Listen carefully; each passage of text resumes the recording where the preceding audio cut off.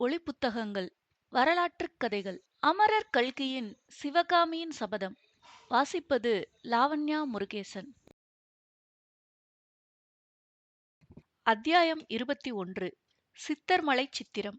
15 விதமான அபிநய பார்வைகளிலே சந்தேகமும் அருவருப்பும் தோன்றும் பார்வையை சிவகாமி புத்த பிக்ஷுவின் மேல் ஒரு கணம் செலுத்திவிட்டு ஆயனரை பார்த்து, இவர்கள் இத்தனை நேரமும் இங்கேதான் இருந்தார்களா என்று கேட்டாள்.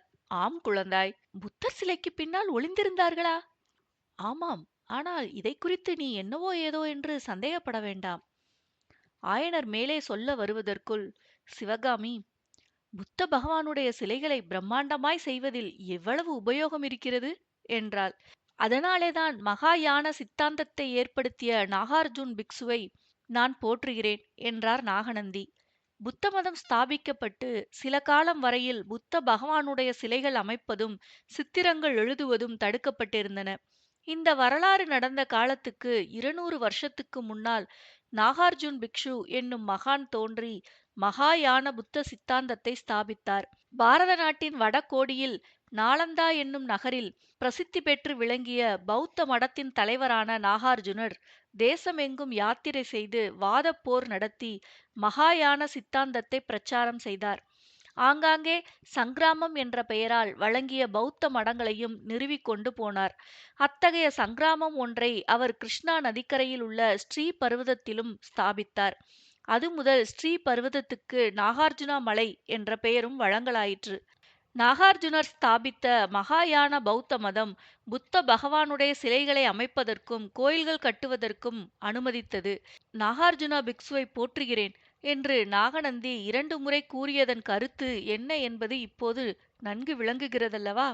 நாகநந்தி கூறியதை பொருட்படுத்தாமல் சிவகாமி, அப்பா, இவர்கள் எதற்காக ஒளிந்து கொண்டிருந்தார்கள் என்று கேட்டாள். அம்மா, நம் நாகநந்தி அடிகள் ராஜ குலத்தினரை பார்ப்பதில்லை என்று விரதம் வைத்துக் கொண்டிருக்கிறார். உனக்கு தெரியாதா? இந்த வாலிபன் அவருடன் வந்திருந்தபடியால். அப்பா, சக்கரவர்த்தியும் மாமல்லரும் இவரை பார்த்திருந்தால் எவ்வளவு சந்தோஷப்பட்டிருப்பார்கள். ஒன்று கவனித்தீர்களா? மாமல்லர் கையில் ஒரு வேல் வைத்திருந்தாரே, அது இந்த வீரருடைய வேல்தான். நாகநந்தி மீண்டும் குறுக்கிட்டு, அதில் என்ன வியப்பு சிவகாமி? இப்போதுதான் பல்லவ சாம்ராஜ்யத்துக்கு ஆயுதம் தேவையாய் இருக்கிறதே. ஊரில் உள்ள உடைந்த வேல், வாள், ஈட்டி எல்லாவற்றையும் தேடிச் சேகரிக்கிறார்களே என்றார். சிவகாமி அவரை எரித்து விடுவது போல் பார்த்துவிட்டு, அப்பா, குமார சக்கரவர்த்தி இந்த வீரரிடம் திருப்பிக் கொடுப்பதற்காகவே அந்த வேலை தம் கையிலே வைத்திருக்கலாம். சுத்த வீரத்தை பாராட்டுவதில் மாமல்லரைப் போல் யாருண்டு? இவரை நீங்கள் சக்கரவர்த்தியின் சமூகத்துக்கு உடனே அழைத்துப் போக வேண்டும் என்று கூறினாள். ஆயனர் தட்டு தடுமாறி, ஆகட்டும் அம்மா, என் உத்தேசமும் அதுதான். பரஞ்சோதி வடக்கே போய் திரும்பி வந்ததும் சக்கரவர்த்தியிடம் அழைத்துப் போகிறேன் என்றார். சக்கரவர்த்தி வந்திருந்த சமயத்தில் சிலையின் பின்னால் ஒளிந்திருக்க நேர்ந்த அவமானத்தினாலும் சிவகாமியின் விஷயத்தில் ஏற்பட்ட இயற்கையான சங்கோசத்தினாலும் இத்தனை நேரம் பரஞ்சோதி உள்ளமும் உடலும் குன்றி மௌனமாயிருந்தான். ஆனால் சிவகாமி பரிந்து கூறிய வார்த்தை அவனுடைய ஆன்மாவையும் நாவையும் கட்டியிருந்த தலையை அறுத்த மாதிரி இருந்தது. அவன் சிவகாமியை நன்றியுடன் நோக்கிவிட்டு ஆயனரை பார்த்து, ஐயா, தங்கள் குமாரி சொல்வது உண்மைதான். குமார சக்கரவர்த்தியின் கையில் இருந்த வேல் என்னுடைய வேல்தான் என்று எனக்கும் கூட தோன்றியது. அதை வாங்கி கொடுத்தீர்களானால் நல்லது. நெடுந்தூர பிரயாணம் செய்வதற்கு கையில் ஏதேனும் ஆயுதம் அவசியமல்லவா என்றான். அப்போது புத்த பிக்ஷு, ஆயுதத்துக்குத்தானா இப்போது அவசரம்? வேலும் ஈட்டியும் எத்தனை வேண்டுமானாலும் நான் சம்பாதித்துத் தருகிறேன். முக்கியமான காரியம் ஆகவில்லையே, குதிரையும் லட்சினையும் கேட்க தவறிவிட்டீர்களே ஆயனரே என்றார். அது என் பொறுப்பு. நாளை மாமல்லபுரத்துக்கு வரும்படி சக்கரவர்த்தி கட்டளையிட்டிருக்கிறார். அங்கே கேட்டு வாங்கிக் கொண்டு வருகிறேன். பிரயாணத்திற்கு மற்ற ஏற்பாடுகளை கவனியுங்கள் என்றார் ஆயனர். அப்பா, இந்த அண்ணன் நெடுந்தூரம் பிரயாணம் செய்யப் போகிறாரா? எந்த ஊருக்கு? எதற்காக என்று சிவகாமி கேட்டாள். நான் தான் அனுப்புகிறேன் குழந்தாய். மிகவும் முக்கியமான காரியத்துக்காக. சென்ற 9 வருஷ காலமாக இரவும் பகலும் நான் கண்டுகொண்டிருந்த கனவு நிறைவேறப் போகிறது. சிவகாமி, இந்த உத்தம புத்த பிக்ஷுவின் உதவியினால் நிறைவேறப் போகிறது என்று ஆயனர் கூறியபோது அவருடைய மொழிகளில் முன்போலவே ஆர்வமும் பரபரப்பும் பொங்கித் ததும்பின. நீங்கள் என்ன கனவு கண்டீர்கள்? அது எப்படி நிறைவேறப் போகிறது? எனக்கு ஒன்றுமே விளங்கவில்லையே என்றாள் சிவகாமி. அஜந்தா மலை குகையிலுள்ள அதிசய வர்ண சித்திரங்களைப் பற்றி உனக்கு பல தடவை சொல்லி இருக்கிறேன் அல்லவா? 500 வருஷம் ஆகியும் அழியாத அந்த வர்ணச் சேர்க்கையின் ரகசியத்தை அறிந்து வருவதற்காகத்தான் இந்த பிள்ளையை, என் அருமை நண்பரின் மருமகனை, வடக்கே அனுப்பப் போகிறேன். 500 வருஷத்து வர்ணமாவது அழியாது இருக்கிறதாவது எனக்கு நம்பிக்கைப்படவில்லை அப்பா, என்று சிவகாமி கூறி சந்தேகமும் அவநம்பிக்கையும் வெளிப்படையாகத் தோன்றிய பார்வையுடன் பிக்ஷுவை நோக்கினாள்.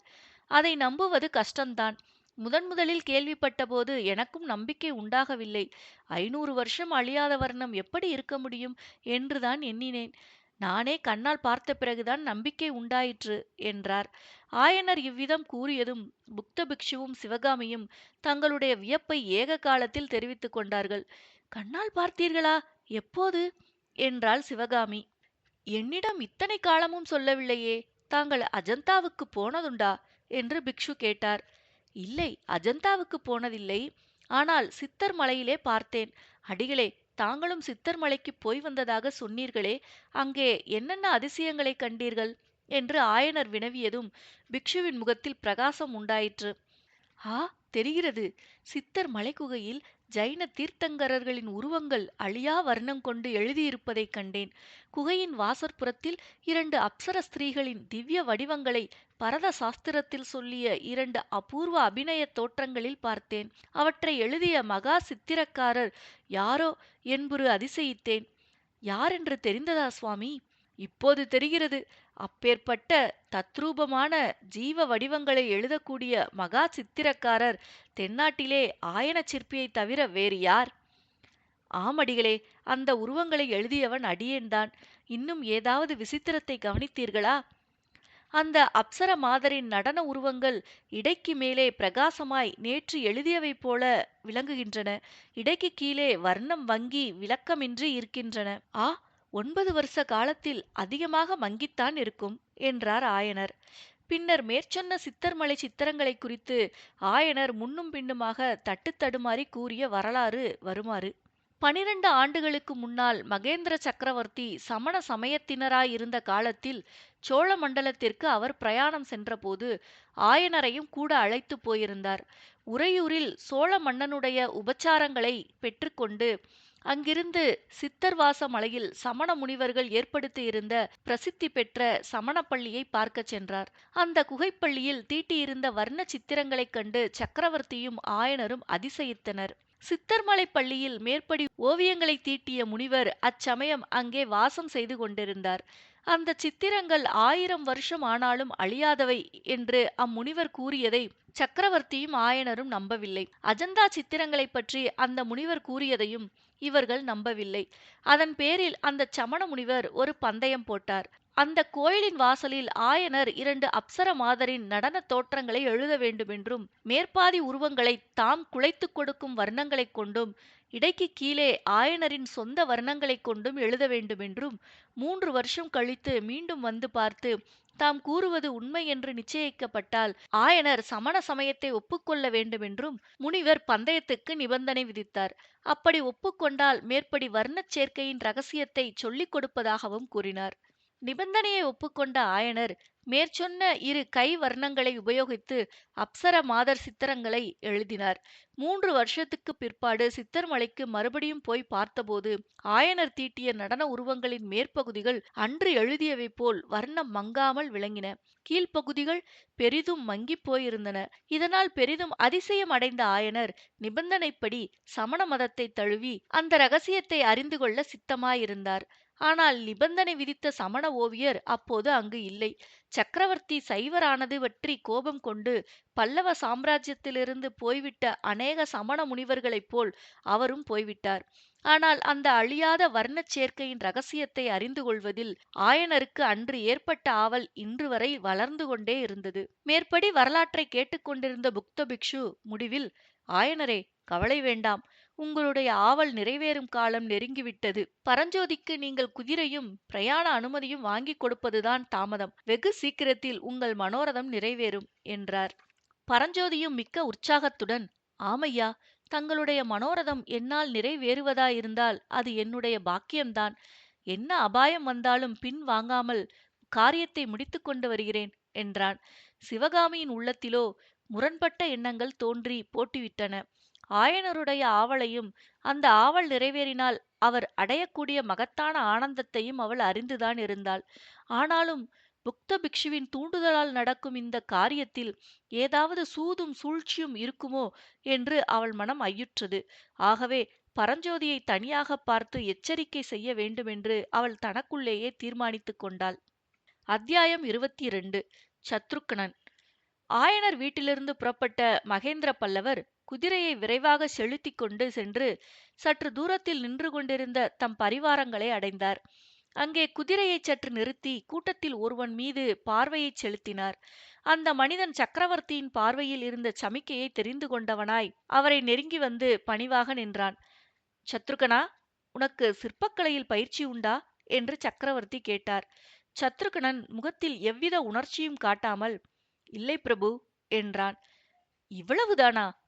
சிற்பக்கலையில் கொஞ்சமாவது உனக்கு பயிற்சி இருக்க வேண்டும். அதற்கு இந்த இடத்தை காட்டிலும் நல்ல இடம் கிடையாது. ஆயனருடைய சீடப்பிள்ளைகள் செய்யும் வேலைகளை கவனித்துக் கொண்டிருந்தாலே போதும். ஆஞ்ஞை பிரபு, இப்போதே தொடங்குகிறேன். சிற்பம் கற்றுக்கொள்ள புதிதாக வேறு யாராவது இங்கே வந்தால் அவர்களையும் நீ கவனித்துக் கொள்ள வேண்டும். ஆனால் அவர்கள் உன்னை கவனிக்க வேண்டியதில்லை. அப்படியே என்று சத்ருகனன் கூறியபோது அவனுடைய புருவங்கள் சிறிது மேலே சென்றன. நல்லது. சிற்பக்கலையைப் பற்றிய புதிதாக ஏதேனும் தெரிந்து கொண்டால் உடனே வந்து எனக்கு தெரிவிக்க வேண்டும். இவ்விதம் கூறிவிட்டு சக்கரவர்த்தி மீண்டும் குதிரையை வேகமாக விட்டார். அவரைத் தொடர்ந்து குமார சக்கரவர்த்தியும் குதிரையை வேகமாகச் செலுத்த மற்ற பரிவாரங்கள் அவர்களை பின்தொடர முடியாமல் பின்தங்கும்படி நேர்ந்தது. சக்கரவர்த்திக்கும் சத்ருக்கனுக்கும் நடந்த சம்பாசனை அரைகுறையாக நரசிம்மரின் செவியில் விழுந்தது. அது அவருடைய மனத்தில் பெரும் குழப்பத்தை உண்டாக்கிற்று. சிவகாமி கூறியபடி ஆயனரின் வீட்டில் வேலறிந்த வாலிபனை காணாதது மாமல்லருக்கு ஏற்கனவே வியப்பை உண்டாக்கியிருந்தது. இப்போது சக்கரவர்த்தி ஆயனர் வீட்டை காவல் புரியும்படி பல்லவ ராஜ்யத்தின் மகா சமர்த்தனனான ஒற்றனை ஏவியது மாமல்லரின் வியப்பை பன்மடங்கு அதிகமாக்கியதுடன் அவருடைய மனத்தில் என்னவெல்லாமோ சந்தேகங்களை கிளப்புவதற்கு ஏதுவாயிற்று. அதைப் பற்றி தந்தையை கேட்க வேண்டுமென்று அவர் எண்ணினார். ஆனால் மகேந்திரரோ அந்த காட்டு வழியில் குதிரையை விரைவாகச் செலுத்தினால் அவர் ஏதோ முக்கியமான விஷயத்தைப் பற்றி சிந்தனை செய்வதற்கு அறிகுறி என்பதை மாமல்லர் அறிந்தவரானபடியால் விஷயத்தை தெரிந்து கொள்ள அவருடைய ஆவல் இன்னும் அதிகமாயிற்று. அவருடைய குதிரையும் நாலுகால் பாய்ச்சலில் சென்றது. காட்டைத் தாண்டியதும் காஞ்சியிலிருந்து மாமல்லபுரத்துக்குப் போகும் ராஜபாட்டை தென்பட்டது.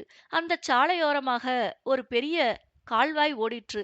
அந்தக் கால்வாயில் ஒன்றன் பின் ஒன்றாக படகுகள் காஞ்சியை நோக்கிப் போய்க் கொண்டிருந்தன. படகுகளில் பெரும்பாலும் நெல் மூட்டைகள் ஏற்றியிருந்தன. ஒவ்வொரு படகையும் 2 ஆட்கள் தள்ளிக் கொண்டு வந்தார்கள். இருபுறத்திலும் மரமடர்ந்த விசாலமான சாலையும் தெளிந்த நீரோடையுடைய கால்வாயும் கால்வாயில் மிதந்து வந்த படகுகளும் கால்வாய்க்கு அப்பால் மரங்களின் வழியாக வெகு தூரத்துக்கு தெரிந்த பசுமையான சமவெளியும் மனோகரமாய் காட்சியளித்தன. கால்வாய் நீரில் ஆங்காங்கு மரங்களின் கருநிழல் படிந்திருந்த இடங்கள் கண்களை குளிரச் செய்தன. சற்று தூரத்திலே சென்ற படகுகளில் ஒன்றிலிருந்து படகோட்டி ஒருவன், செங்கனி வாயில் ஒரு வேங்குழல் கொண்டிசைத்து தேனிசைதான் பொழிவோன் யார் யார் யார் கிளியே, செந்தாமரை முகத்தில் மந்தகாசம் புரிந்து சிந்தைத் திரையாய்க் கொள்வோன் யார் யார் யார் கிளியே என்று இனிய குரலில் உணர்ச்சி ததும்பப் பாடிய இன்னிசை கீதம் இளம் காற்றிலே மிதந்து வந்தது. இத்தகைய சாந்தமும் இன்பமும் அமைதியும் அழகும் குடிகொண்ட காட்சியை குலைத்து கொண்டும், இது பொய்யான அமைதி, சீக்கிரத்தில் இடியும் மழையும் புயலும் பூகம்பமும் வரப்போகின்றன என்று மௌனப் பறையறைந்து தெரிவித்துக் கொண்டும் அக்கால்வாயில் நெல்லேற்றிய படகுகளுக்கு நடுவிலே ஆயுதங்கள் ஏற்றிய படகு ஒன்றும் வந்து கொண்டிருந்தது. அதில் வேல், வாள், ஈட்டி, கத்தி, கேடயம் முதலிய விதவிதமான போர்க்கருவிகள் நிறைந்திருந்தன. அதுவரையில் மௌனமாக நின்று அந்த காட்சியை பார்த்து கொண்டிருந்த சக்கரவர்த்தி ஆயுத படகை கண்டதும், ஆகா, பல்லவ சாம்ராஜ்யத்தில் யுத்த ஆயத்தங்கள் பலமாகத்தான் நடக்கின்றன என்று பரிகாசமும் மனக்கசப்பும் தொனிந்த குரலில் கூறிவிட்டு பக்கத்திலே குதிரை மேலிருந்த தம் குமாரரை பார்த்தார். அவருடைய முகத்தோற்றத்தை கவனித்ததும், நரசிம்மா, ஏதோ கேட்க விரும்புகிறாய் போலிருக்கிறதே என்றார். எப்படி தெரிந்தது அப்பா என்றார் குமார சக்கரவர்த்தி. உன் முகம் தெரிவிக்கிறது. அபிநயக்கலை, முகபாவம் ஆகியவைகளைப் பற்றி இப்போதுதானே பேசிவிட்டு வந்தோம். கேட்க விரும்பியதை கேள் என்றார் தந்தை. சத்ருகனனை எங்கே அனுப்பினீர்கள்? ஆயனர் வீட்டுக்கு. எதற்காக? ஒற்றனை வேறு எதற்காக அனுப்புவார்கள்? வேவு பார்ப்பதற்குத்தான். என்ன சொல்கிறீர்கள் அப்பா? ஆயனச் சிற்பியின் வீட்டை வேவு பார்க்கும்படியான அவசியம் என்ன ஏற்பட்டது? யுத்த காலத்தில் சர்வ ஜாக்கிரதையாக இருக்க வேண்டும் மாமல்லா. இம்மாதிரி சமயங்களில் சந்நியாசியின் காவித் துணிகளுக்குள்ளே எதிரியின் ஒற்றன் ஒளிந்திருக்கலாம். சிற்பக்கலைக்குள்ளே சதி ஆலோசனை இருக்கலாம். நரசிம்மர் தம்மை மீறிய பதைபதைப்புடன், ஆகா, இது என்ன? ஆயனச் சிற்பியான் தமக்கு எதிராக சதி செய்கிறார்.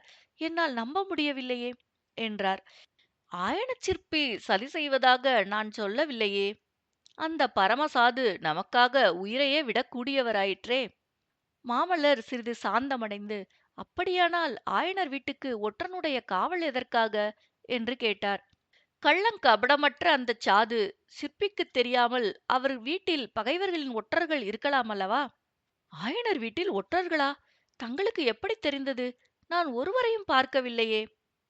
மாமல்லவா, ராஜ்ய நிர்வாகத்தில் ஈடுபட்டவர்களுக்கு எப்போதும் கண்ணும் காதும் திறந்திருக்க வேண்டும். யுத்த காலத்தில் இது மிகவும் அவசியம். ஆயனர் வீட்டில் நாம் இருந்தபோது உன் கண்கள் என்ன செய்து கொண்டிருந்தன என்று கேட்ட வண்ணம் சக்கரவர்த்தி நரசிம்மரின் முகத்தை ஏறிட்டு பார்த்தார். அங்கே தம் கண்கள் சிவகாமியின் கண்களுடன் அந்தரங்கம் பேசுவதிலேயே பெரிதும் ஈடுபட்டிருந்தன என்பது ஞாபகம் வரவே நரசிம்மருடைய பால்வடியும் இளம் வதனம் வெட்கத்தினால் சிவந்தது.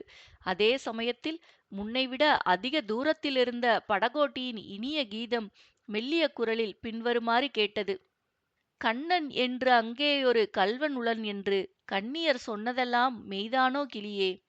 பெண்ணைத் திருடும் பிள்ளை என் உள்ளம் கவர்ந்ததென்ன? கண்ணால் மொழிந்ததென்ன? சொல்வாய் பைங்கிளியே. அத்தியாயம் 23. ராஜகம்சம். நரசிம்மர் வெட்கமுற்றதைக் கண்டு அவருக்கு தைரியம் சொல்பவர் போல் மகேந்திரர் கூறினார். நரசிம்மா, ஆயனர் வீட்டுக்குள் போனால் அங்குள்ள சிற்ப சித்திர அதிசயங்களில் எவருமே கண்ணையும் கருத்தையும் பறிகொடுப்பது இயற்கைதான். நானே அப்படித்தான் மெய்மறந்து விடுவது வழக்கம். இன்றைக்கு ஆயனர் வீட்டுக்குச் செல்லும் போதே சிறிது சந்தேகத்துடன் நான் சென்றபடியால் கூர்மையாக கவனித்தேன். நரசிம்மர் தம் மனக்குழப்பத்தை சமாளித்துக் கொண்டு, கவனித்ததில் என்ன கண்டீர்கள் அப்பா? சிற்பங்களையும் சித்திரங்களையும் தவிர ஆயனர் வீட்டில் வேறொன்றையும் நான் காணவில்லையே என்றார். ஆயனரின் நடவடிக்கையில் உனக்கு எவ்விதமான சந்தேகமும் உண்டாகவில்லையா நரசிம்மா? மாமல்லர் மௌனமாயிருந்தார். அடிக்கடி அவர் கவலையுடன் புத்தர் சிலையின் பக்கம் திரும்பினாரே, அதை கவனிக்கவில்லையா? மாமல்லரின் கண்கள் அகன்று விரிந்தன. புத்தர் சிலைக்கு அருகில் நாம் சென்றதும் ஆயனர் தயங்கித் தடுமாறியதையும் நீ கவனிக்கவில்லையா? நரசிம்மர் திடுக்கிட்டவராய், அப்பா, அந்த பெரிய புத்த விக்கிரகத்துக்குப் பின்னால் ஒருவேளை யாராவது மறைந்திருந்தார்களா என்ன என்றார். ஆம் நரசிம்மா, 2 பேர் இருந்தார்கள். அன்றிரவு ராஜவிகாரத்துக்கு அருகில் ஒரு புத்த பிக்ஷுவையும் ஒரு வாலிபனையும் நாம் பார்க்கவில்லையா? அந்த இருவருந்தான். என்ன, அவர்களா ஆயனச் சிற்பியார் வீட்டில் புத்தர் சிலைக்குப் பின்னால் ஒளிந்திருந்தார்கள்? ஆம். ஆனால் ஒளிந்து கொள்ளும் கலையை அவர்கள் அவ்வளவு நன்றாக கற்கவில்லை. தங்களுக்கு 3வது கண் உண்டு என்பது அவர்களுக்கு எப்படி தெரியும் அப்பா?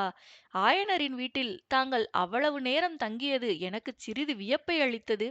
இப்போது காரணம் தெரிகிறது என்று நரசிம்மர் பெருமிதத்துடன் கூறினார். மகேந்திரர் இதற்கு விடையொன்றும் கூறாமல் கால்வாயின் மேற்கு திசையை நோக்கினார். திடீரென்று, அப்பா, ஆயனர் வீட்டுக்கு நான் மறுபடியும் போய் வர விரும்புகிறேன் என்றார் மாமல்லர். எதற்காக நரசிம்மா? அந்த வாலிபனை பார்த்து இந்த வேலை அவனிடம் ஒப்புவிக்க வேண்டும். புத்த பிக்ஷுவுடன் அன்றிரவு நாம் பார்த்த வாலிபன்தான் இந்த வேலுக்குரியவன் என்று தாங்கள் சொன்னீர்கள் அல்லவா? அன்று ஊகித்துச் சொன்னேன், இன்றைக்கு நிச்சயமாயிற்று. ஆனால் அந்த வாலிபனுக்கு இந்த வேல் இனிமேல் தேவையில்லை நரசிம்மா. அதோ போகிறதே ஆயுதப் படகு, அதிலுள்ள பழைய வேல்களுடன் இதையும் நீ சேர்த்து விடலாம். ஏனப்பா? பரஞ்சோதி ஆயனரிடம் சிற்பக்கலை கற்கப் போகிறான். அவனுக்கு வேல் வேண்டியதில்லை. பரஞ்சோதி, பரஞ்சோதி, திவ்யமான பெயர். அந்த வீர வாலிபனைப் பற்றி என்னவெல்லாமோ ஆசை கொண்டிருந்தேன். அவனை என் ஆருயிர் தோழனாகக் கொள்ள விரும்பினேன். அது நிறைவேறாதென்று நான் சொல்லவில்லையே. எப்படி நிறைவேறும்? நம் பகைவர்களின் ஒற்றர்களுடன் நாம் தோழமை கொள்வது சாத்தியமா? அந்த வாலிபனை ஒற்றனென்று நான் சொல்லவில்லையே. பின் எதற்காக அவன் ஒளிந்து கொண்டான்? அந்த வாலிபன் குற்றமற்றவன். அவனைக் கொண்டு அந்த கள்ள பிக்ஷு ஏதோ சூழ்வினை செய்யப் பார்க்கிறான் என்று தோன்றுகிறது. வாதாபி சாம்ராஜ்யத்தின் மகா சதுரனான ஒற்றன் அந்த பிக்ஷு என்று நான் ஊகிக்கிறேன். அப்பா, சில சமயம் தங்களுடைய நிதான போக்கு எனக்கு மிகுந்த வியப்பை அளிக்கிறது. எதை பற்றி சொல்கிறாய் நரசிம்மா? அன்றிரவே அந்த புக்த பிக்ஷுவை பற்றி தாங்கள் சந்தேகம் கொண்டீர்கள். உடனே அவனை ஏன் சிறைப்படுத்தவில்லை? வெளியிலே விட்டு ஏன் வேடிக்கை பார்க்கிறீர்கள்? அன்றிரவு சிறைப்படுத்தியிருந்தால் பல்லவ ராஜ்யத்துக்கு ஏற்பட்டிருக்கும் ஒரு பெரிய அபாயம் எனக்கு தெரியாமல் போயிருக்கும். பெரிய அபாயமா? என்று கூறி நரசிம்மர் ஆவலுடனும் பரபரப்புடனும் மகேந்திரரை நோக்கினார். ஆம், அன்றிரவு நாம் புக்த பிக்ஷுவையும் வாலிபனையும் பார்த்தோம். மறுநாள் காலையில் அவர்களை ராஜ விகாரத்தில் காணவில்லை. ஆனால் அவர்கள் எந்த கோட்டை வாசலின் வழியாகவும் வெளியே போனதாக தெரியவில்லையல்லவா? ஆமாம். அவர்கள் எப்படி மாயமாய் மறைந்திருக்க கூடும் என்று வியப்பாயிருந்ததல்லவா? ஆமப்பா. கோட்டைக்கு வெளியே போக ஏதோ கள்ளவழி இருக்க வேண்டுமென்று சந்தேகித்தேன். அந்த கள்ளவழி எங்கே இருக்கிறதென்று சற்று முன்னால் தான் தெரிந்தது. அதைப் பற்றி யோசித்ததனால்தான் குதிரையை அவ்வளவு வேகமாக விட்டுக்கொண்டு வந்தீர்களா? சக்கரவர்த்தி மௌனமாயிருந்தார். கள்ளவழி எங்கே இருக்கிறதப்பா? ராஜ விகாரத்தில் புத்த பகவானுடைய விக்கிரகத்துக்குப் பின்னால் பார்க்க வேண்டும் நரசிம்மா. சக்கரவர்த்தியின் அறிவு கூர்மையைப் பற்றி நரசிம்மர் அளவற்ற வியப்பு கொண்டவராய் திகைத்து நிற்கையில், அதோ ராஜஹம்சம் என்று மகேந்திரர் கூறியதைக் கேட்டு மேற்கே நோக்கினார். காஞ்சி நகர் பக்கத்திலிருந்து 3 படகுகள் கால்வாயில் வந்து கொண்டிருந்தன. அவற்றில் நடுவில் வந்த படகு சங்கையொத்த வெண்ணிறமுடைய ராஜஹம்சத்தின் உருவமாக அமைக்கப்பட்டிருந்தது. அதில் ஒரு பக்கத்தில் அமைந்திருந்த தங்க சிங்காதனம் பளபளவென்று மின்னிற்று. அதன்மேல் விசாலமான வெண்கொற்றைக் குடை விரித்திருந்தது. எல்லாவற்றுக்கும் மேலே பல்லவ சாம்ராஜ்யத்தின் ரிஷபக் கொடி கம்பீரமாய் பறந்து கொண்டிருந்தது. முதலில் வந்த படகும் ராஜஹம்சமும் படகோட்டிகளைத் தவிர மற்றபடி வெறுமையாயிருந்தன. கடைசியாக வந்த படகில் பலர் அமர்ந்திருந்தார்கள். ஆ, மந்திரி மண்டலத்தாரும் வருகிறார்களே, தாங்கள் வரச் சொல்லி இருந்தீர்களா? என்றார் நரசிம்மர். ஆம், இன்றைக்கு துறைமுகத்தில் மந்திரி மண்டலம் கூட போகிறது. அதற்கு முன்னால் உன்னிடம் நான் சில விஷயங்கள் சொல்ல வேண்டும். அதோடு உன்னிடம் ஒரு வாக்குறுதி கோரப்போகிறேன் என்றார் மகேந்திரர். நரசிம்மருக்கு தூக்கி வாரி போட்டது. அவருடைய உள்ளத்தை கொள்ளை கொண்டவளான சிவகாமி தாமரை குளக்கரையில் அவரிடம் வாக்குறுதி கேட்டு வாங்கிக் கொண்டு ஒரு முகூர்த்த நேரங்கூட ஆகவில்லை. அதற்குள் அவருடைய அன்புக்கும் பக்திக்கும் உரியவரான தந்தை வேறு வாக்குறுதி கேட்கிறார். இவ்விதம் மாமல்லர் யோசித்துக் கொண்டிருக்கும் போதே படகுகள் 3ம் அவர்கள் இருந்த இடத்தை நெருங்கின. அத்தியாயம் 24. வாக்குறுதி. சக்கரவர்த்திக்கு பின்னால் கால்நடையாக வந்த ராஜ பரிவாரங்களும் இதற்குள்ளே கால்வாயின் கரைக்கு வந்துவிட்டன. மகாராஜாதிராஜ திரிபுவன சக்கரவர்த்தி குணபர மகேந்திர பல்லவேந்திரர் வாழ்க என்ற கோஷம் மந்திரி மண்டலத்தார் வீற்றிருந்த படகிலே இருந்து கம்பீரமாக எழுந்தது. மகாராஜாதிராஜ அவனி சிம்ம அளித்தாங்குர சத்ருமல்ல விசித்திர சித்த மத்த விலாச சித்திரகார புலி குணபர மகேந்திர பல்லவேந்திரர் வாழ்க என்ற கோஷம் கரையிலிருந்து எழுந்தது. குமார சக்கரவர்த்தி மாமல்லர் வாழ்க என்ற கோஷம் இரு பக்கங்களிலிருந்தும் எழுந்து வானலாவியது. சங்கங்களும் எக்காலங்களும் காது செவிடுபடும்படி முழங்கின. முரசங்களும் பேரிகைகளும் 8 திசையும் அதிரும்படி ஆர்த்தன. மகேந்திர பல்லவரை தொடர்ந்து வந்த வீரர்கள் முன்னால் வந்த படகிலே ஏறி அமர்ந்தார்கள். சக்கரவர்த்தியும் குமாரரும் குதிரைகளை ஏவலாளரிடம் ஒப்புவித்துவிட்டு ராஜஹம்சத்தில் ஏறி வெண்கொற்ற குடையின் கீழ் தங்க சிங்காசனத்தில் அமர்ந்தார்கள். படகுகள் 3ம் துறைமுகத்தை நோக்கி புறப்பட்டன. வாத்திய முழக்கங்கள் நின்றதும் சக்கரவர்த்தி தம் குமாரரை பார்த்து, நரசிம்மா, நான் உன்னிடம் வாக்குறுதி கேட்பதே உனக்கு விந்தையாயிருக்கும். அதற்கு நீ உடனே மறுமொழி கூறாததும் நியாயம்தான். விஷயம் இன்னதென்று தெரிந்து கொள்ளாமல் எந்த வாக்குறுதியும் கொடுக்கக்கூடாது. ராஜ்யம் ஆளும் பொறுப்பு உடையவர்கள் இதில் சர்வ ஜாக்கிரதையாய் இருக்க வேண்டும் என்றார். அதற்காக நான் தயங்கவில்லையப்பா. தாங்கள் என்னிடம் வாக்குறுதி கேட்க வேண்டுமா என்றுதான் யோசனை செய்து கொண்டிருந்தேன். எனக்கு தாங்கள் கட்டளையிடுவதுதானே முறை. தங்கள் விருப்பத்திற்கு மாறாக எப்போதாவது நான் நடந்ததுண்டா? இந்த வார்த்தைகள் குமார சக்கரவர்த்தி இருதயபூர்வமாக கூறியவையானபடியால் அவருடைய நா தழுதழுத்தது. மகேந்திரரும் உணர்ச்சி மிகுதியினால் சற்று சும்மா இருந்துவிட்டு பிறகு கூறினார். பல்லவசிம்மா, நான் எவ்வளவு கசப்பான கட்டளையிட்டாலும் நீ நிறைவேற்றுவாய் என்று எனக்கு தெரியும். ஆனாலும் காரியத்தின் முக்கியத்தை கருதி உன்னிடம் வாக்குறுதி பெற வேண்டியிருக்கிறது. அதற்கு முன்னால் நான் உனக்கு சில முக்கியமான விஷயங்களை சொல்லியாக வேண்டும். நாளை மறுநாள் நான் வடக்கே போர் முனைக்கு கிளம்புகிறேன். எப்போது திரும்பி வருவேன் என்று சொல்வதற்கில்லை. அப்பா, என்ன சொல்கிறீர்கள்? போர் முனைக்கு தாங்கள் கிளம்புகிறீர்களா? என்னை இங்கே விட்டுவிட்டா? என்று மாமல்லர் ஆத்திரத்துடன் கேட்டார். நான் சொல்ல வேண்டியதையெல்லாம் சொல்லிவிடுகிறேன் நரசிம்மா. பிறகு நீ கேட்க வேண்டியதை கேட்கலாம் என்று சக்கரவர்த்தி கூறியதும் நரசிம்மர் மௌனமாயிருந்தார். மகேந்திரர் பிறகு கூறினார். இந்த புராதனமான பல்லவ சாம்ராஜ்யத்தில் யுத்தம் என்று நடந்து வெகு காலம் ஆகிவிட்டது. 25 ஆண்டுகளுக்கு முன்னால் நான் இந்த ராஜ்யத்தின் பொறுப்பை ஏற்றுக்கொண்டேன். பிறகு இதுவரை யுத்தம் என்பதே நடக்கவில்லை. என் தந்தை சிம்ம விஷ்ணு மகாராஜாவின் காலத்திலும் பெரிய யுத்தம் நடந்தது கிடையாது. அவருடைய ஆட்சியின் ஆரம்பத்தில் சோழ நாட்டுக்கும் பாண்டிய நாட்டுக்கும் நடுவில் புல்லுருவியைப் போல கிளம்பியிருந்த களப்பாள வம்சத்தை நிர்மூலம் செய்து உறையூர் சிம்மாசனத்தில் சோழ வம்சத்தை நிலைநாட்டினார். அதன் பிறகு பல்லவ சைனியங்களுக்கு வேலையே இருக்கவில்லை. இப்போதுதான் முதலாக என் காலத்தில் யுத்தம் வந்திருக்கிறது. இதை என் இஷ்டப்படி நடத்துவதற்கு மந்திரி மண்டலத்தாரின் அனுமதி கோரப் போகிறேன். அதற்கு நீயும் அனுமதி கொடுக்க வேண்டும். இந்த யுத்தத்தில் வெற்றியோ தோல்வியோ எது நேர்ந்தாலும் என் தலையோடு போகட்டும். உனக்கு அதில் பங்கு வேண்டியதில்லை. இத்தனை நேரம் பொறுமையுடன் இருந்த நரசிம்மர் இப்போது குறுக்கிட்டு, அப்பா, தோல்வி என்ற வார்த்தையை ஏன் சொல்கிறீர்கள்? யுத்தத்தில் நாம் அடையக்கூடியது வெற்றி அல்லது வீர மரணம்தானே. அதில் எனக்கு எப்படி பங்கில்லாமற் போகும் என்று கேட்டார். வீர பல்லவ குலத்துக்கு உகந்த வார்த்தை கூறினாய் நரசிம்மா. வெற்றி அல்லது வீர மரணம்தான் நமது குலதர்மம். ஆனால் வீர மரணத்தை நாம் 2 பேரும் சேர்ந்தாற்போல் தேடி அடைய வேண்டியதில்லை. ஒருவர் செய்த தவறுகளை திருத்த இன்னொருவர் உயிர் வாழ வேண்டுமல்லவா? ஒருவருக்காக பழிவாங்குவதற்கு இன்னொருவர் இருக்க வேண்டுமல்லவா? அப்பா, போர் முனையிலிருந்து ஏதோ ரொம்பவும் கெடுதலான செய்தி வந்திருக்கிறது. அதனால்தான் இப்படியெல்லாம் தாங்கள் பேசுகிறீர்கள். ஆம் குழந்தாய், கெடுதலான செய்திதான் வந்திருக்கிறது. கங்கப்பாடி படை புலிகேசிக்கு பணிந்து விட்டது. நரசிம்மா, வாதாபி சைனியம் வடபெண்ணையை நோக்கி விரைந்து முன்னேறி வந்து கொண்டிருக்கிறது. இவ்வளவுதானே அப்பா? துடைநடுங்கி துர்விநீதனிடம் அது நாம் எதிர்பார்க்க கூடியதுதான். அதனால் என்ன? வடபெண்ணை கரையில் நமது வடக்கு மண்டலத்து சைனியம் அணிவகுத்து நிற்கிறதல்லவா? வேங்கியிலிருந்து என் மாமன் பெரும் படையுடன் கிளம்பி வருகிறாரல்லவா? நரசிம்மா, வேங்கி சைனியம் நமது உதவிக்கு வராது. புலிகேசியின் சகோதரன் விஷ்ணுவர்தனன் இன்னொரு பெரும் படையுடன் வேங்கியை நோக்கி போய்க் கொண்டிருக்கிறானாம். ஆஹா, வாதாபி சைனியம் அவ்வளவு பெரிதா? நாம் மட்டும் ஏன் என்று மாமல்லர் ஆரம்பித்து இடையில் நிறுத்திய போது அவருடைய குரலில் ஏமாற்றம் தொனித்தது. அது என் தவறுதான் நரசிம்மா. என் வாழ்நாளில் இப்படிப்பட்ட ஒரு யுத்தம் வருமென்று நான் எதிர்பார்க்கவில்லை. போர்க்கலையில் கவனம் செலுத்த வேண்டிய காலத்தையெல்லாம் ஆடலிலும் பாடலிலும் சிற்பத்திலும் சித்திரத்திலும் கழித்துவிட்டேன். அதனால் என்ன அப்பா?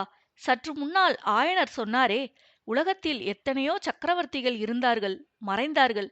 அவர்களுடைய பெயர்களைக் கூட உலகம் மறந்து போய்விட்டது. ஆனால் தங்களுடைய பெயரை என்றென்றைக்கும் உலகம் மறக்க முடியாது. ஆயினும் இந்த யுத்தத்தில் நாம் ஜெயிக்காமல் போனால் மாமல்லபுரத்து மகத்தான சிற்பங்கள் எல்லாம் என்றைக்கும் நமது அவமானத்துக்கே சின்னங்களாக விளங்கும். ஒரு நாளும் இல்லை. யுத்தத்தில் தோல்வியடைந்து உயிரையும் வைத்துக் கொண்டிருந்தால் அல்லவா தாங்கள் சொல்கிறபடி ஏற்படும். போர்க்களத்தில் புறங்காட்டி ஓடி ஒளிந்து கொள்கிறவர்களையல்லவா உலகம் பழித்து நிந்திக்கும்.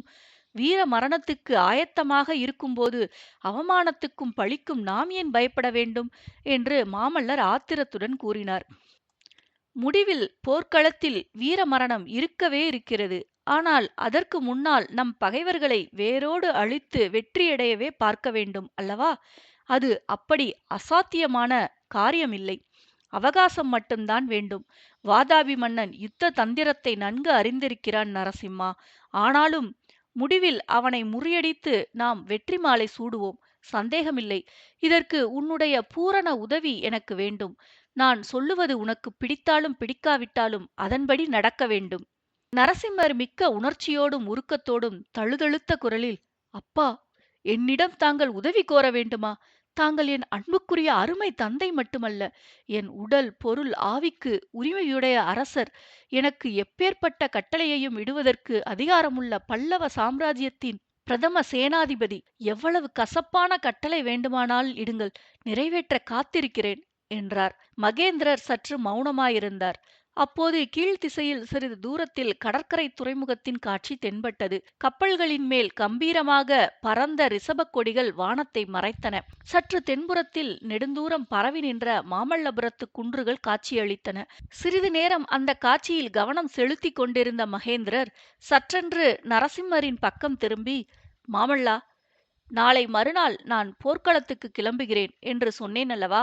போர்க்களத்திலிருந்து திரும்பி வந்து இந்த மாமல்லபுரத்தில் நாம் ஆரம்பித்த சிற்ப வேலை பூர்த்தியாவதைக் காண்பேன் என்ற நம்பிக்கை எனக்கு இருக்கிறது என்றார். நரசிம்மர் மௌனமாயிருக்கவே மகேந்திரர் மேலும் கூறினார், அப்படி ஒருவேளை நான் திரும்பி வராவிட்டால் இந்த சிற்பப் பணியை நீதான் தொடர்ந்து நடத்தி பூர்த்தி செய்ய வேண்டும். இந்த வாக்குறுதியைத்தானா என்னிடம் கோரினீர்கள் என்று மாமல்லர் வெடுக்கென்று கேட்டபோது அவருடைய குரலில் ஆத்திரமும் வெறுப்பும் தொனித்தன. இல்லை, அதை கேட்கவில்லை. நான் ஒருவேளை போர்க்களத்திலிருந்து திரும்பி வராவிட்டால் எனக்காக நீ பழிக்கு பழி வாங்க வேண்டும். புலிகேசியின் படையெடுப்பினால் பல்லவ சாம்ராஜ்யத்துக்கு ஏற்பட்ட அவமானத்தையும் பழியையும் துடைக்க வேண்டும். அது என் கடமையாயிற்றே. கடமையை நிறைவேற்றுவதற்கு வாக்குறுதி வேண்டுமா? குமாரா, அவ்விதம் பழிக்கு பழி வாங்குவதற்காக நீ உன் உயிரை பத்திரமாய் காப்பாற்றிக் கொள்ள வேண்டும். நரசிம்மர் மௌனமாயிருந்தார். இன்னும் ஏதோ வரப்போகிறதென்று அவர் கவலையுடன் எதிர்பார்த்ததாகத் தோன்றியது. குழந்தாய், சென்ற 500 ஆண்டு காலமாக வாழையடி வாழையாக வந்திருக்கும் இந்த பல்லவகுலம் இனியும் நீடிப்பது உன் ஒருவனையே பொறுத்திருக்கிறது. உன்னிடம் நான் கேட்கும் வாக்குறுதி இதுதான். நான் திரும்பி வரும் வரையில், அல்லது நான் திரும்பி வரமாட்டேன் என்று நிச்சயமாய் தெரியும் வரையில் நீ காஞ்சிக் கோட்டையிலேயே இருக்க வேண்டும். எக்காரணத்தை முன்னிட்டும் கோட்டைக்கு வெளியே வரக்கூடாது. இதோ என் கையைத் தொட்டு சத்தியம் செய்து கொடு என்று கூறி மகேந்திரர் தம் வலது கரத்தை நீட்டினார். நரசிம்மர் அவருடைய நீட்டிய கையைத் தொட்டு, அப்படியே ஆகட்டும் அப்பா, தாங்கள் திரும்பி வரும் வரையில் காஞ்சிக் கோட்டையிலேயே இருப்பேன் என்றார். திடீரென்று தூரத்தில் சமுத்திரம் ஹோ என்று ஆங்காரத்துடன் இரையும் பேரொலி கேட்டது. மாமல்லரின் உள்ளத்திலும் ஆர்களியின் அலைகளைப் போல் எத்தனையோ கடல் தந்த குழந்தை. பல்லாயிரம் ஆண்டுகளுக்கு முன்னால் காஞ்சி ராஜ்யத்தின் பிரதான ராஜவம்சம் சந்ததி இல்லாமல் முடிவடைந்தது. மன்னன் இல்லாத மண்டலம் பாழாய்ப் போய்விடுமே, அரசன் இல்லாத நாட்டில் குடிகள் எல்லையற்ற துன்பங்களுக்கு உள்ளாவார்களே என்று தேசத்தின் பெரியோர்கள் ஏங்கினார்கள். அப்போது அருளாளரான ஒரு மகான் மக்களை பார்த்து, கவலை வேண்டாம், காஞ்சி ராஜ்யத்துக்கு ஒரு மன்னனை கடல் கொடுக்கும். இதை நான் கனவிலே கண்டேன் என்றார். அது முதல் அந்நாட்டில் கடற்கரையோரத்தில் காவல் போட்டு வைத்திருந்தார்கள். ஒரு நாள் கடற்கரையோரமாக கப்பல் ஒன்று வந்தது. எந்த நாட்டுக் கப்பலோ எங்கிருந்து வந்ததோ தெரியாது. கரையில் இருந்தவர்கள் பார்த்து கொண்டிருக்கையிலேயே திடீரென்று கொடிய புயற்காற்று வீசுகிறது. ஊழிக்காலம் வந்துவிட்டதோ என்று தோன்றும்படி கடல் கொந்தளிக்கிறது. கரையோரமாக வந்த கப்பல் அப்படியும் இப்படியுமாக ஆடுகிறது. கப்பலின் கொடிமரங்கள் சின்னா பின்னமாகின்றன. ஆ, என்ன பயங்கரம்! தயிரை கடையும் மத்தை போல கப்பல் சுழலுகிறதே, சுழன்று அடடா, அதோ கவிழ்ந்து விட்டதே! புயற்காற்றின் கோரமான ஊளை சத்தத்துடன் கப்பலில் உள்ளோர்கள் அழுகுரலும் கலக்கின்றதே. கப்பல் கவிழ்ந்து கடலுக்குள் மூழ்கிற்றோ இல்லையோ, சொல்லி வைத்தாற்போல் காற்றும் நிற்கிறது. அதுவரை கரையிலே நின்று செயலற்று பார்த்து கொண்டிருந்தவர்கள் இப்போது பரபரப்பு அடைகிறார்கள். படகுகளும் கட்டு மரங்களும் கடலில் விரைவாக தள்ளப்படுகின்றன. கப்பலில் இருந்தவர் யாராவது தெய்வாதீனமாக உயிருடன் கடலில் மிதந்தால் அவர்களை காப்பாற்றி கரை சேர்ப்பதற்காக படகுகளும் கட்டுமரங்களும் விரைந்து செல்லுகின்றன. படகோட்டிகளும் மீன் பிடிக்கும் வலைஞர்களும் பாய்ந்து செல்லுகிறார்கள். அத்தனை படகோட்டிகளிலும் வலைஞர்களிலும் அதிர்ஷ்டசாலி ஒருவன் இருக்கிறான். அதிர்ஷ்டம் அவனை தேடிக்கொண்டு வருகிறது. ஆனால் அவனுக்கு மட்டுமே வந்த அதிர்ஷ்டமல்ல, நாட்டுக்கே வந்த அதிர்ஷ்டம். நாட்டு மக்கள் செய்த நல்வினையினால் வந்த அதிர்ஷ்டம். நீலக்கடலின் அலைமேல் சூரியன் மிதக்கிறானா என்ன? இல்லை, சூரியன் இல்லை, சின்னஞ்சிறு குழந்தை அது. பலகையிலே சேர்த்து பீதாம்பரத்தினால் கட்டப்பட்டிருக்கிறது. அக்குழந்தையின் முகத்திலே எவ்வளவு பிரகாசம், அத்தனை தேஜஸ்! ஆனால் குழந்தைக்கு உயிர் இருக்கிறதா? ஒருவேளை, ஆஹா, இருக்கிறது, உயிர் இருக்கிறது.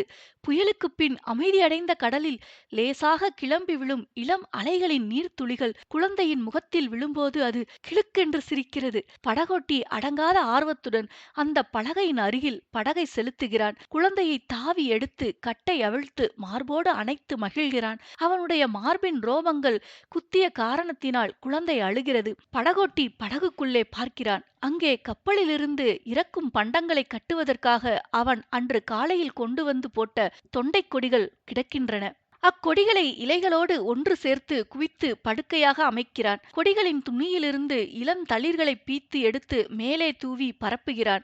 அந்த இளம் தளிர் படுக்கையின் மீது குழந்தையை கிடத்துகிறான். குழந்தை படகோட்டியை பார்த்து குறுநகை புரிகிறது. படகு கரையை நோக்கி விரைந்து செல்கிறது. கரையை நெருங்கும் போதே படகோட்டி கூச்சலிட்டு குதூகலிப்பதைக் கண்டு அந்த படகில் ஏதோ விசேஷம் இருக்கிறது என்று கரையில் நின்றவர்கள் அறிந்து கொள்ளுகிறார்கள்.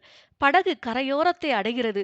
கரையில் நின்ற ஜனங்கள் திரண்டு வந்து படகை சூழ்கிறார்கள். தீர்க்க தரிசனம் கூறிய மகானும் வருகிறார். வந்து குழந்தையை பார்க்கிறார். பார்த்துவிட்டு, நான் கனவிலே கண்ட புதிய காஞ்சி மன்னன் இவன்தான். இவனுடைய சந்ததியார் காஞ்சி சிம்மாசனத்தில் வீற்றிருந்து 1000 ஆண்டுகள் அரசாளப் போகின்றனர் என்று கூறுகிறார். ஜனங்கள் ஆரவாரிக்கிறார்கள். திரைகடல் அளித்த தெய்வ குழந்தைக்கு அப்பெரியவர் இளந்திரையன் என்று பெயரிடுகிறார். தொண்டைக் கொடியின் மீது கண் வளர்ந்தபடியால் தொண்டைமான் என்ற பெயரும் இவனுக்கு பொருந்தும். இவனால் இனி காஞ்சி ராஜ்யத்துக்கு தொண்டை மண்டலம் என்று பெயர் வழங்கும் என்று தீர்க்க தரிசனமும் அவர் அருள்வாக்கிலிருந்து வெளிவருகிறது. வடமொழி புலவர் ஒருவர் இளந்தளிர்களின் மீது கிடக்கும் குழந்தையை பார்த்துவிட்டு அதற்கு பல்லவராயன் என்று நாமகரணம் செய்கிறார். அதை தமிழ் புலவர் ஒருவர் போத்தரையன் என்று பெயர்த்து கூறுகிறார். கவிஞர்கள் வருகிறார்கள். கடல் தந்த குழந்தையைப் பற்றி அழகான கற்பனைகளுடன் கவிதைகள் புனைகிறார்கள். இந்த திரைக்கடல் ஏன் இப்படி ஆர்ப்பரிக்கிறது தெரியுமா? திரையனை நான் பயந்தேன் என்ற பெருமிதத்தினாலேதான் என்று ஒரு கவிராயர் கூறிய போது, ஆர்கழியானது தன் அலைக்கைகள் 1000த்தையும் கொட்டி ஆரவாரத்துடன் ஆமோதிக்கிறது. பிற்காலத்தில் வந்த தமிழ் புலவர்களுக்கு பல்லவ குலத்தை கடல் தந்ததாக கூறிவிட்டுவிட மனம் வரவில்லை. கடல் தந்த குழந்தை உண்மையில் தமிழகத்தின் அனாதியான சோழ வம்சத்து குழந்தைதான். சோழகுலத்து ராஜகுமாரன் ஒருவன் கடற்பிரயாணம் செய்வதற்காக சென்று மணி பல்லவம் என்னும் தீவை அடைந்து அந்நாட்டு அரசன் மகள் பீலிவளையை காதலித்து மணந்து கொண்டான். அவர்களுக்கு ஒரு குழந்தையும் பிறந்தது. அந்த அரசிலங்குமரன் தன் மனைவியோடும் குழந்தையோடும் தாய்நாட்டுக்கு திரும்பி வந்தபோது கப்பலுக்கு விபத்து நேர்ந்தது. விபத்தில் தப்பி பிழைத்து வந்த குழந்தைதான் பல்லவ குலத்தை தோற்றுவித்த தொண்டைமான் இளந்திரையன் என்று கற்பனை செய்து கூறுகிறார்கள். வடமொழி புலவர்களோ பாண்டவர்களின் குருவாகிய துரோணருடைய புதல்வர் அஸ்வத்தாமாவின் வழிவந்தவர்கள் பல்லவர்கள் என்று கூறி அதற்கு ஒரு கதை சிருஷ்டிக்கிறார்கள். பல்லவ குலத்தின் உற்பத்தியை பற்றிய மேற்கூறிய வரலாறுகளில் எவ்வளவு வரையில் உண்மை, எவ்வளவு தூரம் கற்பனை என்பதை இந்நாளில் நாம் நிச்சயித்து சொல்வதற்கில்லை.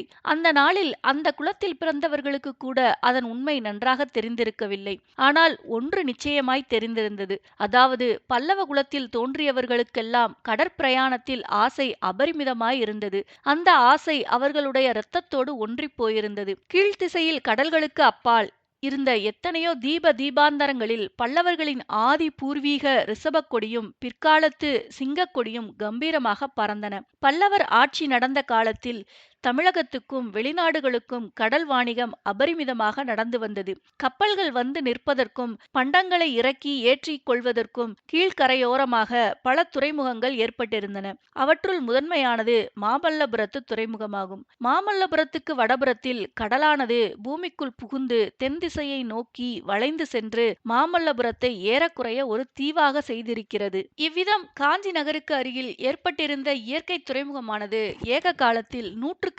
கப்பல்கள் வந்து நிற்பதற்கும் பண்டங்களை ஏற்றுவதற்கும் இறக்குவதற்கும் வெகு வசதியாக அமைந்திருந்தது. மகேந்திரர் காலத்துக்கு முன்னால் அத்துறைமுகத் தீவில் பெரும்பாலும் வர்த்தகர்களின் பண்டக சாலைகளும் சுங்க மண்டபங்களும் மட்டுமே இருந்தன. படகோட்டிகளும் மீன் வலைஞர்களும்தான் அங்கே அதிகமாக வாசம் செய்து வந்தார்கள். மகேந்திர பல்லவர் அங்கே பல அரசாங்க அதிகாரிகளையும் சிற்பிகளையும் குடியேற்றினார். அரச குடும்பத்தினர் தங்குவதற்கு அழகிய கடற்கரை அரண்மனையை கட்டி வைத்தார். அத்துறைமுகத்தில் சிற்ப வேலை தொடங்குவதற்கு காரணமாயிருந்த தமது செல்வ புதல்வரின் பட்ட பெயரையும் அப்புதிய பட்டினத்துக்கு அளித்தார். முதலில் அத்துறைமுகத்தில் சிற்ப வேலைகள் தொடங்க வேண்டும் என்று தந்தையும் குமாரரும் சேர்ந்து எந்த இடத்தில் தீர்மானித்தார்களோ அதே இடத்தில் சென்ற அத்தியாயங்களில் கூறிய சம்பவங்கள் நடந்த தினத்துக்கு மறுநாள் பிற்பகலில் சக்கரவர்த்தியும் மாமல்லரும் நின்று கொண்டிருந்தார்கள்.